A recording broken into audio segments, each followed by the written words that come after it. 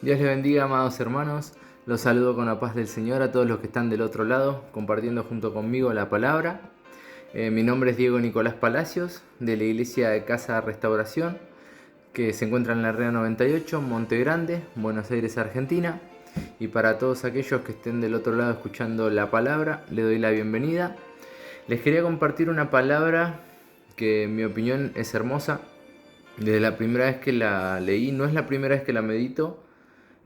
Para mí fue una palabra con una promesa de Dios muy grande, pero hoy para mí vino acompañada de una enseñanza también, ¿no? Y se encuentra en Primera de Pedro, capítulo 3, versículos del 8 al 18.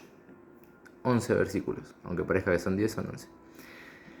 Y lo vamos a leer en el nombre del Padre, del Hijo y del Espíritu Santo. Dice: Finalmente, sed todos de un mismo sentir, compasivos, amándoos fraternalmente, misericordiosos, amigables, no devolviendo mal por mal, ni maldición por maldición, sino por el contrario, bendiciendo, sabiendo que fuisteis llamados para que heredases bendición. Porque el que quiere amar la vida y ver días buenos, refrene su lengua de mal, y sus labios no hablen engaño. Apártese del mal y haga el bien. Busque la paz y sígala, porque los ojos del Señor están sobre los justos y sus oídos atentos a sus oraciones. Pero el rostro del Señor está contra aquellos que hacen el mal. Y ahí nos hace una pregunta en el versículo 13, ¿no? ¿Y quién es aquel que os podrá hacer daño sin vosotros seguís el bien? Mas, también si alguna cosa padecéis por causa de la justicia, bienaventurados sois. Por tanto, no os amedrentéis por temor de ellos, ni os conturbéis, sino santificad a Dios, el Señor en vuestros corazones, y estad siempre preparados para presentar defensa con mansedumbre y reverencia ante todo el que os demande razón de la esperanza que hay en vosotros, teniendo buena conciencia, para que los que murmuran de vosotros como de malhechores sean avergonzados los que calumnian vuestra conducta en Cristo. Porque porque mejor es que padezcáis haciendo el bien, si la voluntad de Dios así lo quiere, que haciendo el mal. Porque también Cristo padeció una sola vez por los pecados, el justo por los injustos, para llevarnos a Dios, siendo a la verdad muerto en la carne, pero vivificado en espíritu. Amén. Un poquito larga, me quedé sin aire. No, es una palabra muy hermosa que nunca la medité hasta el versículo 18, pero me encantó el versículo 18, ¿no? Más la parte en la que dice: porque también Cristo padeció una sola vez por los pecados, el justo por los injustos. Y no sé ustedes, ¿no? Yo cuando llegué al camino de Dios me sentía un injusto, ¿no? Porque cuando llegué al camino de Dios, ¿no? Como muchos que llegaron al camino, me sentía mal conmigo mismo, muchas veces por mis errores, muchas veces porque quizás mis actitudes no eran buenas, cargaba con mucha soberbia, cargaba con muchas cosas que quizás para otras personas no era de su agrado. Para mí, entre comillas, me hacía bien, pero también era malo para mi vida, ¿no? Y me acuerdo que cuando llegué al camino de Dios, una de las primeras cosas que sentí fue el amor y el perdón del Señor, ¿no? Y me encanta porque es algo que para mí nunca lo voy a olvidar, ¿no? Y me acuerdo que una vez hablando con una persona, yo le intentaba explicar que yo no quería hacer las cosas mal, ¿no? Y esta persona había pensado que yo estaba intentando de juzgar lo que esta persona hacía. Y yo le decía, no, que yo no es así. Y le expliqué con un ejemplo, ¿no? El ejemplo era de María Magdalena, ¿no? Que fue la que derramó el perfume en presencia del Señor, que enjuagó sus pies con sus cabellos y los había limpiado con sus lágrimas, ¿no? Y le había explicado a esta persona que no es que yo lo hacía porque quizás me sentía superior a esta persona o me quería más arriba o más santo ni nada por el estilo, sino que yo me sentía como esa mujer que derramó todo. ¿Por qué? Porque esa mujer había entregado todo lo que tenía, ¿no? Porque había recibido el perdón de parte de Dios, había recibido ese amor de Dios para con su vida, ¿no? Y muchos sabemos lo que esta mujer hacía y el Señor la perdonó. Y ella lo único que hacía era llorar delante de su presencia y darle esas atenciones que los fariseos al recibirlo en su casa no le habían dado. Simplemente lavaba sus pies, que era una costumbre en esa época, lavar los pies del invitado. No lo habían hecho y esta mujer con sus lágrimas lavaba los pies del maestro.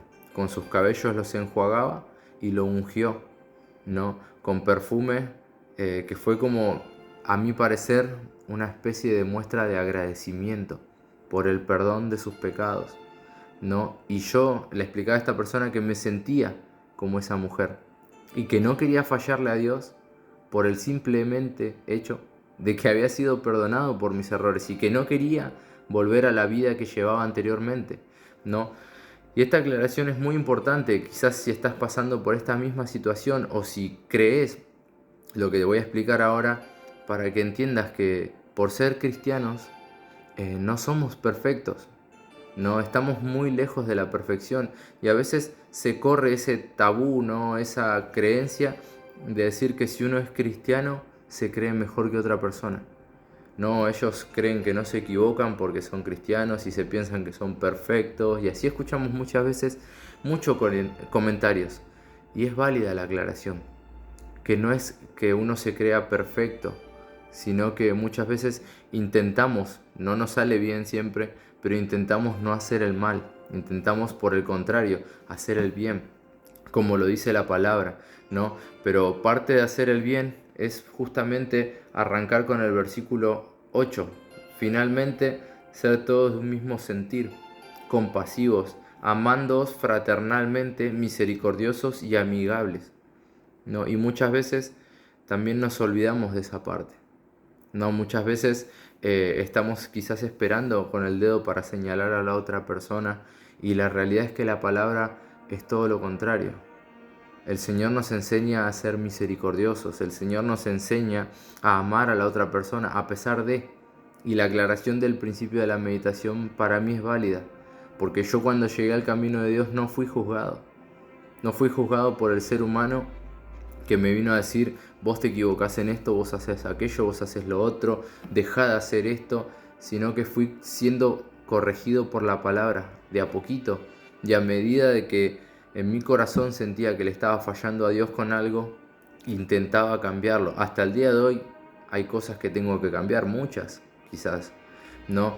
Pero a mí me enseña que así como yo cuando un día entré al camino de Dios, y que aún estando en el camino de Dios cometía mis errores, cuando era nuevito, cuando tenía pocos años, seguía cometiendo mis errores y hasta el día de hoy cometo mis errores, a mí me enseña a amar a la otra persona que quizás está cometiendo errores, quizás enseñarle qué es lo que está bien, qué es lo que está mal, pero ¿a través de qué? A través de la palabra, no sintiendo siempre una superioridad hacia la otra persona, sino demostrándole, siendo transparentes, ¿no? Que quizás yo me puedo equivocar en esto, yo me puedo equivocar en aquello, yo me puedo equivocar en lo otro. Y yo no vengo al modo juicio a decirte, vos te estás equivocando en esto, sino explicarte que no está bien delante de la presencia de Dios. Y siempre intentando hacerlo con el ejemplo, ¿no? Hay cosas que a mí me cuestan mucho, ¿no? En el diario vivir, pero que siempre voy a intentar, ¿no? Mejorarlas y el día de mañana que mi testimonio sirva para otras personas, ¿no? Que están quizás pasando por la misma situación que yo pasé algún día, ¿no? Y como dice el versículo 9, no devolviendo mal por mal ni maldición por maldición, sino por el contrario, bendiciendo sabiendo que fuiste llamados para que heredases bendición, ¿no? Y a veces nos pasa, ¿no? Y a veces quizás la maldición, devolver maldición por maldición no es, qué sé yo te pegué un cachetazo y vos me devolvés el cachetazo. A veces es quizás recibir algo malo delante de la otra persona y maldecirla verbalmente. No decir, esta persona que se piensa que es, y es un maldito, y es un esto, es un aquello, es un lo otro. Y eso también es maldición por maldición. No será un cachetazo como lo que yo recibí, pero es otro tipo de maldición.